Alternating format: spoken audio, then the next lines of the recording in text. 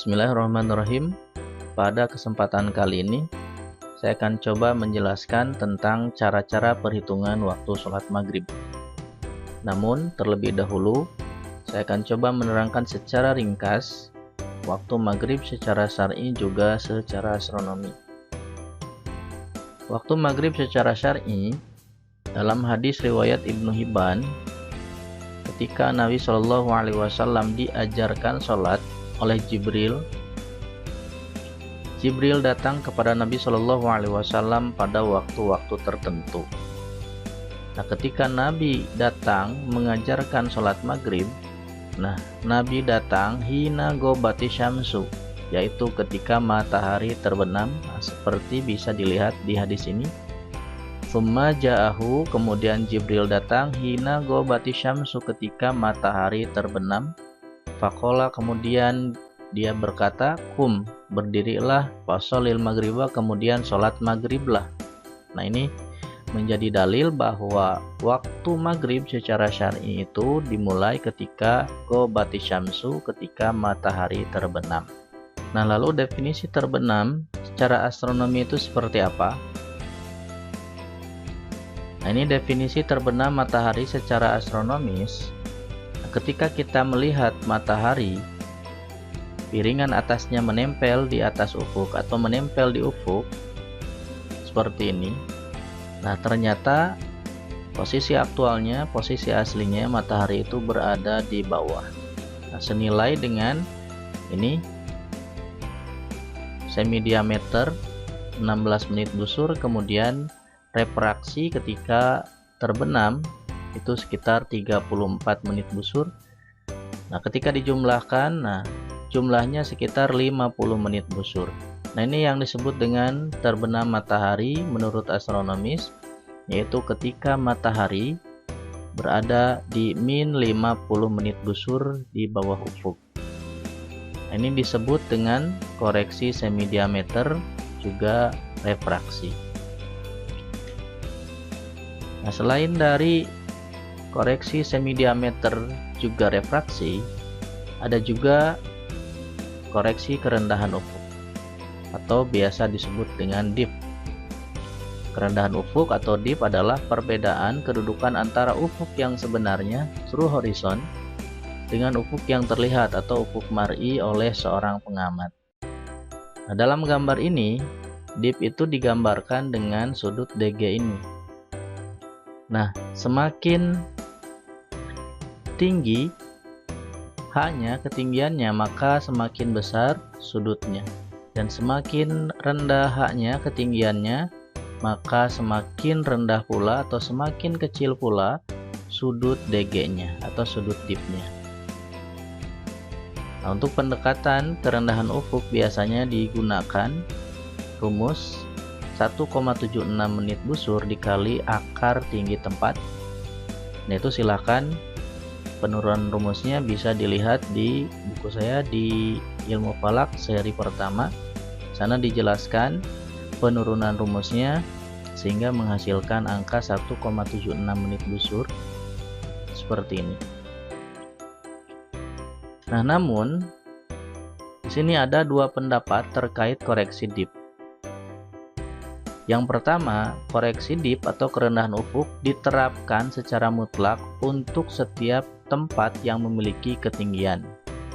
Ini adalah pendapat sebagian ahli falak. Kemudian yang kedua, koreksi kerendahan ufuk hanya diterapkan pada tempat-tempat tertentu saja. Nah, ini adalah pendapat para ahli astronomi. Nah, pendapat kedua ini menyatakan bahwa koreksi kerendahan ufuk hanya berlaku untuk tempat-tempat tinggi yang langsung menghadap ke ufuk hingga bisa melihat ufuk yang lebih rendah seperti gedung pencakar langit, bukit, gunung, atau tempat-tempat tinggi yang lainnya yang langsung menghadap ke ufuk. Nah, sehingga bisa melihat matahari lebih lambat terbenam dibanding daerah di bawahnya. Nah, sementara untuk daerah dataran tinggi yang tidak menghadap langsung ke ufuk, koreksi dip tidak diberlakukan. Inilah dua pendapat terkait koreksi dip atau koreksi kerendahan ufuk. Jadi ada yang menerapkannya secara mutlak di semua tempat yang memiliki ketinggian. Ada juga yang tidak menerapkannya secara mutlak tapi diterapkan hanya untuk tempat-tempat yang tinggi yang langsung menghadap ke ufuk, sehingga dia bisa melihat ufuk yang lebih rendah dan bisa melihat matahari lebih lambat terbenam dibanding dengan daerah di bawahnya. Nah, kenapa ada pendapat tidak harus menerapkan koreksi dip pada dataran tinggi yang tidak menghadap ke ufuk secara langsung? Yang pertama, dalam perhitungan waktu sholat, asumsi yang digunakan adalah permukaan bumi yang rata dengan ketinggian yang mendekati 0 meter, karena tinggi manusia tidak seberapa. Kedua, kalau dibandingkan antara ketinggian daerah tersebut dengan jari-jari bumi yang sebesar 6.371.000 meter, ini akan sangat-sangat kecil sekali. Nah, contohnya misalkan Bandung, ketinggian 700 mdpl. Bila dibandingkan dengan jari-jari bumi, itu hanya sebanding 0,00012 meter atau sekitar 0,0012 cm. Ini sangat kecil sekali, sehingga ketinggian dataran tinggi disamakan dengan permukaan bumi lainnya yang relatif datar. Sebagai ilustrasi, di sini ada garis sepanjang 30 cm yang diibaratkan jari-jari bumi yang panjangnya 6.371.000 meter. Nah, sehingga untuk tiap sentimeternya ini panjangnya sekitar 212.366 meter. Nah, maka ketinggian kota Bandung sebesar atau setinggi 750 meter ini hanya sekitar 0,0035 cm. Nah, misalkan kita bikin garis di sini.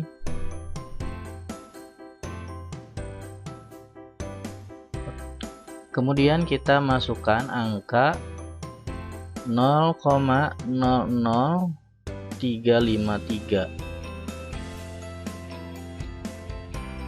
Nah, maka ini ketinggian Bandung dibandingkan dengan jari-jari bumi ini sama sekali yang tidak terlihat, sehingga oleh para ahli astronomi dianggap dataran tinggi itu sebagai dataran yang sama dengan dataran yang lainnya sebagai 0 mdpl.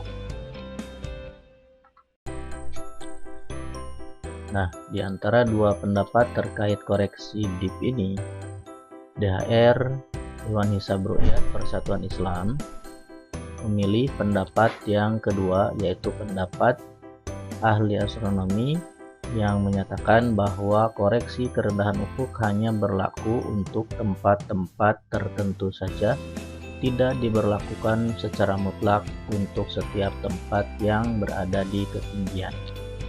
Nah, sehingga ketika nanti ada perbedaan dengan misalkan kalender MUI, ini dikarenakan adanya perbedaan dari koreksi dip ini. Nah, lalu bagaimana cara perhitungannya? Silahkan diikuti sampai selesai. Sebagai contoh, kita akan coba menghitung awal waktu sholat maghrib 13 April 2021 di Bandung. Nah, yang pertama yang harus disediakan adalah data koordinat berupa lintang, bujur, kemudian time zone, lalu tinggi tempat, dan nanti kita akan hitung koreksi waktu daerahnya.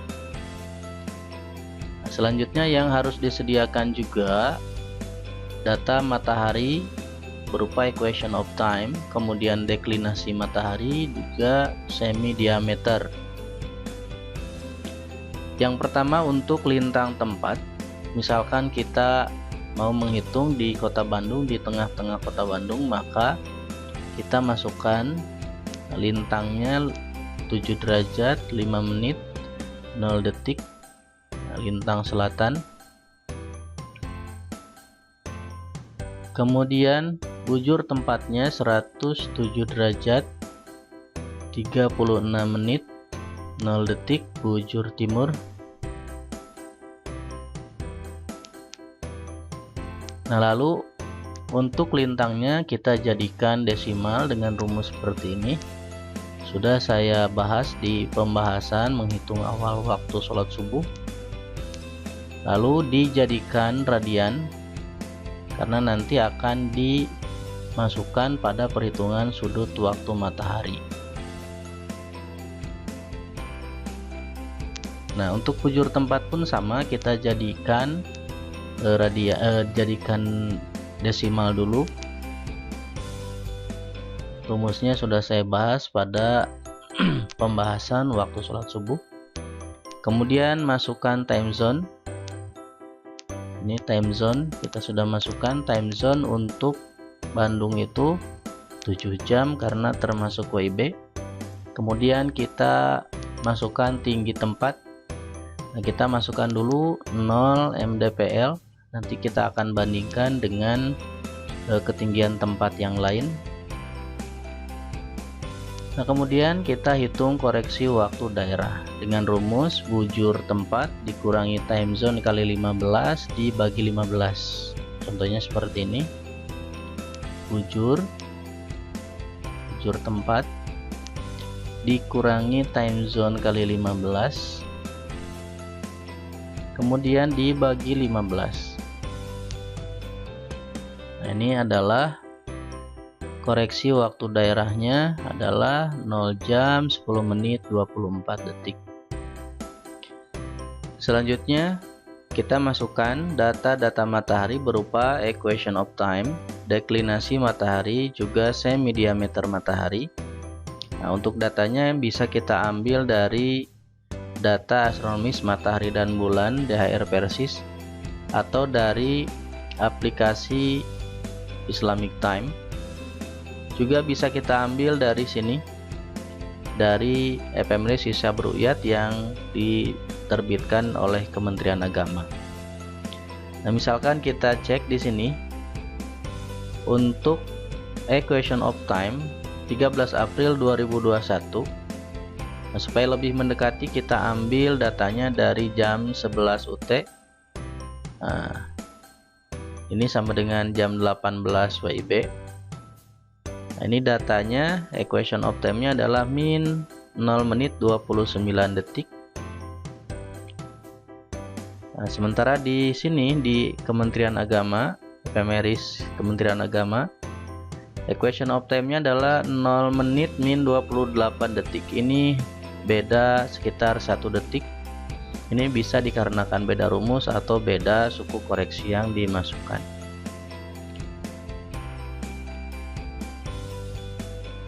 Misalkan kita ambil dari sini, dari data astronomis matahari dan bulan DHR Persis, equation of time-nya adalah min 0 menit 29 detik. Kita masukkan di sini 0 jam 0 menit min 29 detik. Lalu kita jadikan desimal dengan cara seperti ini. Sudah saya jelaskan di penjelasan waktu sholat subuh, video menghitung awal waktu sholat subuh. Nah, selanjutnya kita masukkan deklinasi matahari. Untuk deklinasi matahari jam 11, nah di sini tercantum 9 derajat 12 menit 49 detik. 9 derajat 12 menit 49 detik. Lalu kita jadikan desimal, kemudian kita jadikan radian karena nanti akan kita masukkan ke rumus sudut waktu. Lalu kita masukkan semi diameternya 15 menit 56,96. 0 jam 15 menit 56,96.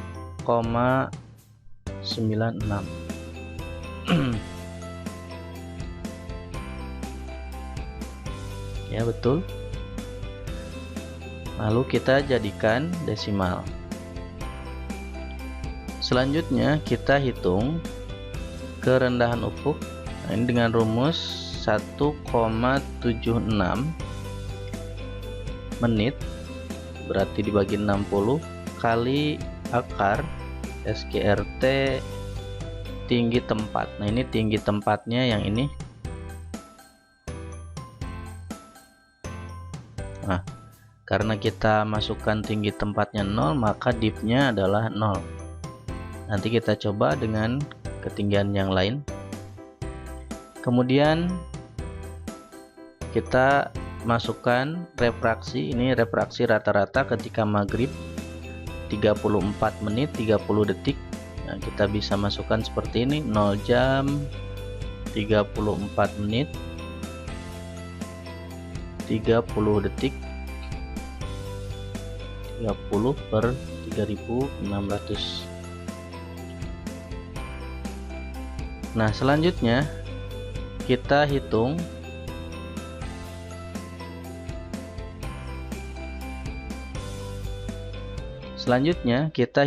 sudut waktu matahari dengan rumus cos T sama dengan kurung min tan pi kali tan delta tambah sin H dibagi cos pi dibagi cos delta.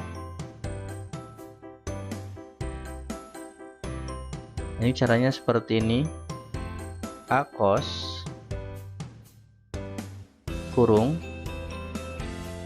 nah, kemudian kurung lagi min tan P, kita tulis dulu rumusnya supaya tidak salah, dikali tan D, kemudian kurung tutup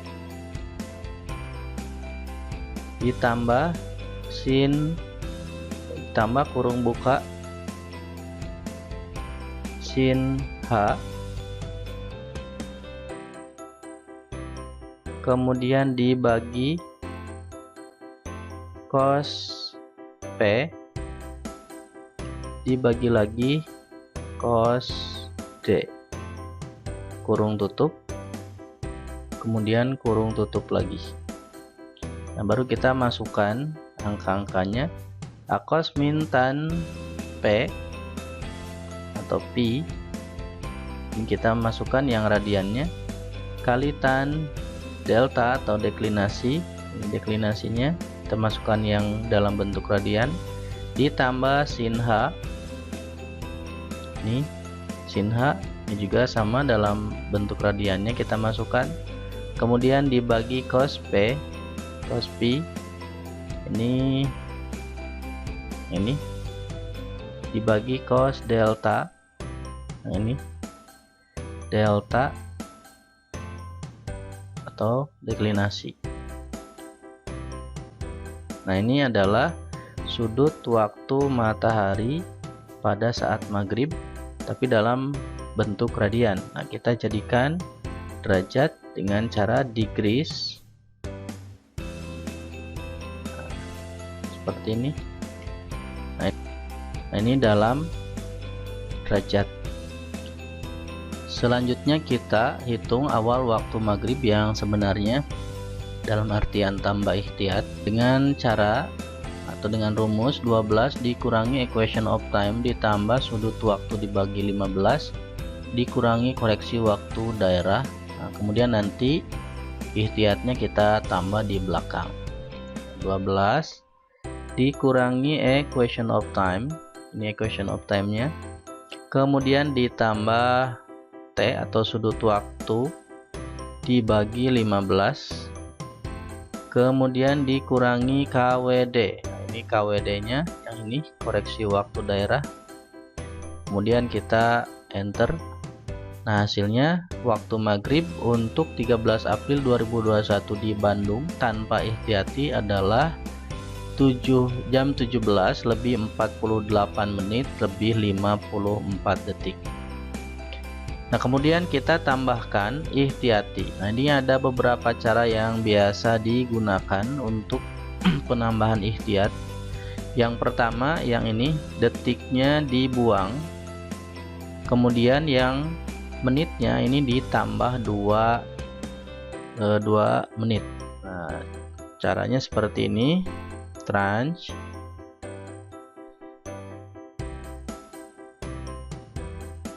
kita ambil jamnya, kemudian kita ambil detiknya dengan cara seperti ini.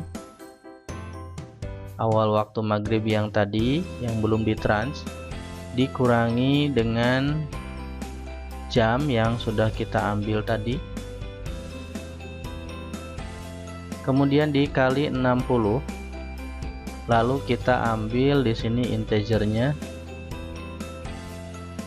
atau bilangan bulatnya. Nah, ini hasilnya jam 17.48. Ini jamnya, ini menitnya. Nah, lalu kita tambah ihtiyati 2 menit. Nah, lalu bisa kita jumlahkan seperti ini. 17 tambah 48 menit ditambah 2 menit. Nah, hasilnya ketika sudah ditambah ihtiyat dengan cara pertama, waktu maghrib tanggal 13 April 2021 di Bandung adalah jam 17.50. Nah, ada juga dengan cara yang kedua untuk mendapatkan ini 17.50 dengan cara menitnya ditambah 1, kemudian detiknya itu dibulatkan menjadi 60. Nah, misalkan ini 54, berarti ini ditambah 6, berarti ihtiyatnya 1 menit 6 detik. Nah, hasilnya sama 17.50. Atau ada juga cara yang ketiga yang biasa juga dipakai, yaitu menitnya atau detiknya ini dibulatkan, berapapun itu dibulatkan menjadi 1 menit, lalu baru ditambah dengan ihtiyat 2 menit. Nah, caranya seperti ini. Kita ambil jamnya, tranche,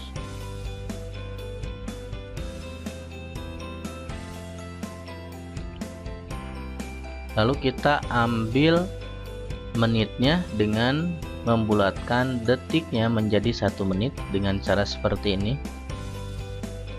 Jamnya diambil jam yang sudah ditrans tadi, kemudian dikali 60 kali 60, lalu ini di round up.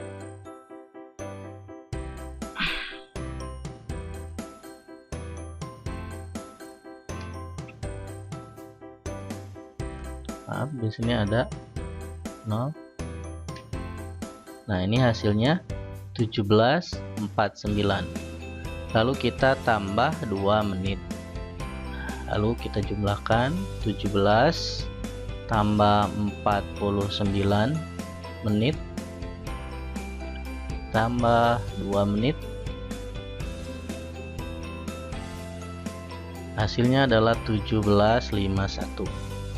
Jadi awal waktu sholat maghrib 13 April 2021 di Bandung aslinya adalah 17.4854. Nah, setelah ditambah ihtiyat ada yang 17.50, ada juga yang 17.51. Selanjutnya kita bandingkan dengan yang berpendapat bahwa koreksi ketinggian tempat itu harus dimasukkan secara mutlak di tempat manapun, termasuk di kota Bandung. Nah, misalkan kita masukkan untuk kota Bandung ini ketinggian tempatnya 750 mdpl misalkan. Nah, maka maghribnya adalah 17.54 atau 17.55. Seperti itu perhitungannya. Jadi perbedaan itu ada karena beda pendapat tentang koreksi ketinggian tempat. Ada yang menggunakan koreksi ketinggian tempat, ada yang tidak. Ketika tidak menggunakan koreksi ketinggian tempat, itu waktu maghribnya 17.50 atau 17.51. Sementara ketika menggunakan ketinggian tempat, misalkan 750 mdpl untuk kota Bandung, nah ini hasilnya adalah 17.54 atau 17.55 untuk waktu maghrib di tanggal 13 April 2021 di Bandung. Demikian cara perhitungan waktu sholat maghrib. Terima kasih. Assalamualaikum warahmatullahi wabarakatuh.